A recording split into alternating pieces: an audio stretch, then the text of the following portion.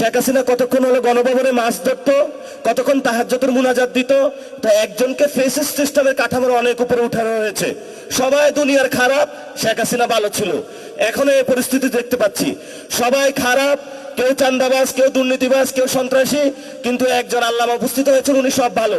উনি ট্রাফিক সিগন্যালে দাঁড়িয়ে যান, বিদ্যুৎ কমিয়ে দেন, সব কিছু উনি ভালো কাজ করে। কিন্তু আমি আপনাদেরকে অনুরোধ করব, আপনারও মেয়ে সন্তান আছে 2 জন, আপনার ওয়াইফ আছে, আমাদেরও মা বোন আছে।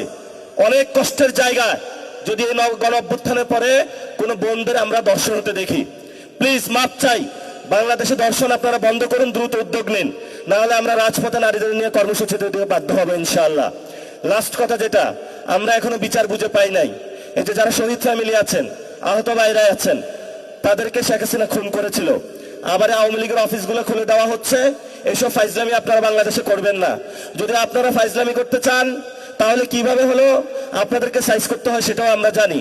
এখন আমরা আমাদেরকে বেয়াদব বলেন বা যা কিছু তা বলেন, কিন্তু আমরা অধিকারের প্রশ্নে সংস্কার, বিচার এবং বাংলাদেশের আইন শৃঙ্খলা, বাংলাদেশের মানুষের নিরাপত্তা, অধিকারের ক্ষেত্রে এক বিন্দু ছাড় দিব না। এটা আমাদের স্ট্রেট ফরওয়ার্ড কথা। এবং আপনারা যদি আসেন, রাজপথে লড়াই হবে, কিন্তু আমরা এই ক্ষেত্রে এক বিন্দু ছাড় দিতে রাজি না।